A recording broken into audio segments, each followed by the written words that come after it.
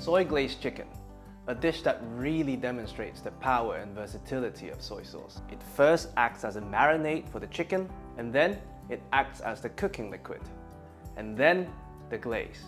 It's an incredible dish and one of my favorite ways to eat chicken.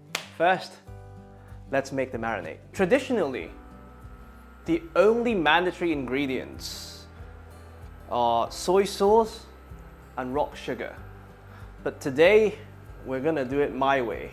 I always try to replace sugar in recipes when I can. Today, we're gonna reduce a bit of Japanese sweet mirin, probably by half, and see if we could replace the sugar. Now the saucepan is hot. We add a bit of vegetable oil, and then a bit of ginger, just to sweat it a bit. You don't have to color them. Once you get a bit of the fragrance, a bit of shallots, chunky, because we're gonna sieve them out at the end, and the white part of the scallion. Again, these are all optional. I like the ginger scallion mix with soy sauce. It adds a bit of depth, and the shallots adds a bit of sweetness to it, especially when we're trying to replace the rock sugar. We want to get as much help as we could. Now I can see a bit of color from the ginger, so in goes the mirin, about 200 ml.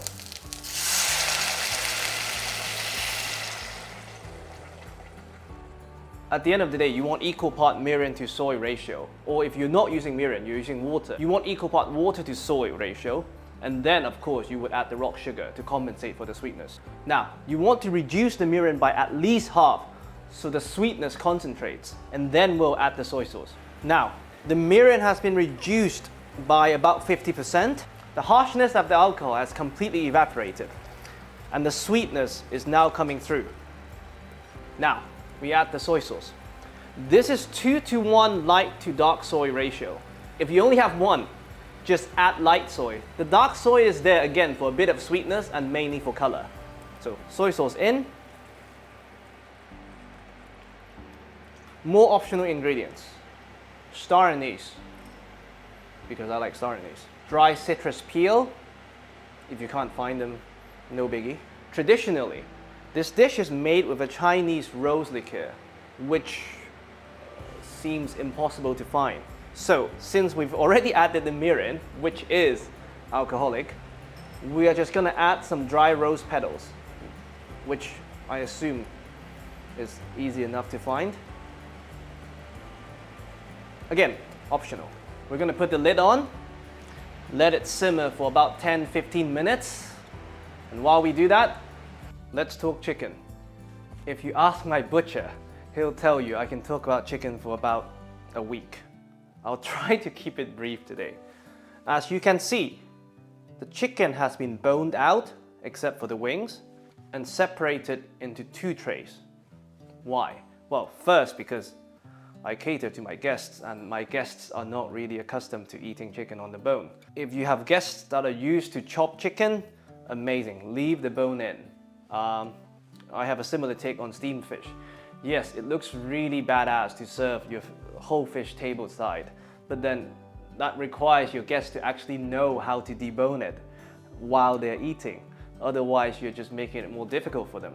And the reason why this is separated into 2 trays is because chicken as a bird is a very complicated creature. It requires completely different cooking temperatures for different body parts. For instance, you want to cook the breasts to about 63 degrees Celsius, and definitely no more than 65, 67, after which it starts to shrink and becomes really tough. But in order for the thigh meat or the dark meat to become juicy and yummy, you need to bring it to at least 71, and you need to keep it there for about 20 minutes for the connective tissues to really break down into yummy collagen. So that's the dilemma most people have when they roast the chicken whole, but that's for another video. We're gonna first cook the dark meat and simmer it for about 20-30 minutes. Only then we'll add the white meat. And once the white meat goes in, we bring it just to a simmer for the world's quickest pasteurization, and then we turn the stove off and we leave it there for about 20 minutes. Our marinade has simmered for about 20 minutes. In the most ideal world, if you have a day, you would let it cool down, marinate the chicken overnight, and then cook it the next day. If you want to cook it right away, it will still be extremely tasty. So, let's do this. You would sieve out the marinade. Whatever it doesn't cover, you top it up with water, but if you're going to do the overnight marinade, don't add the water. Only do it during cooking phase, because you don't want to dilute the marinade and let the chicken absorb water, which also dilutes the chicken flavors. So, we bring this to the boil. So once it starts to boil, lid on, and you set it to low heat to simmer for 20 minutes. So, it's almost 20 minutes. You can't fake that shit. Now the channel is committed to it. During the 20 minutes, I flipped it once just for some equal opportunity tanning, but you don't have to. As you can see, this is basically cooked already. We just want to leave them in so that the collagen would break down further, but it has obtained a very beautiful tan. And now we make space for the breasts.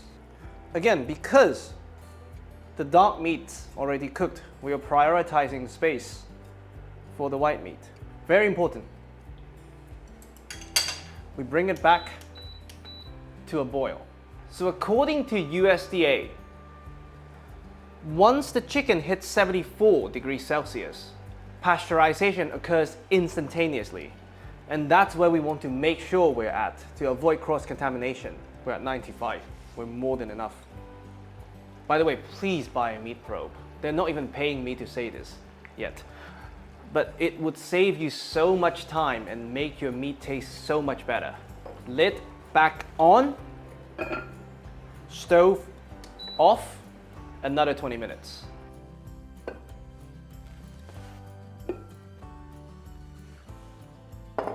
We probe.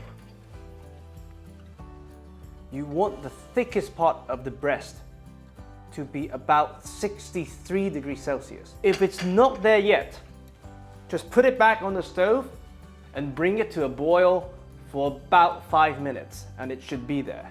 There are a few ways to serve this. You can serve it as is, which is brilliant, and everyone can have a chunky piece. You can take them out, carve them, and reduce the sauce by a bit, and then put them back in, which is my preferred method.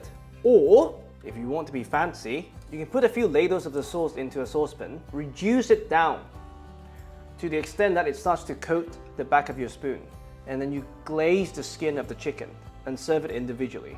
There are no wrong ways, except for putting it in the grill, barbecue, oven, and try to crisp up the skin.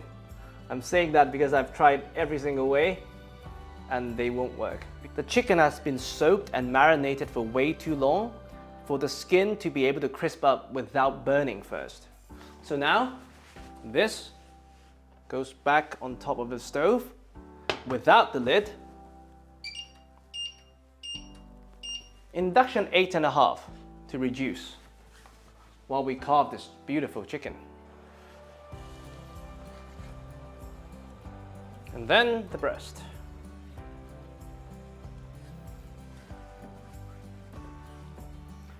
It's beautifully juicy.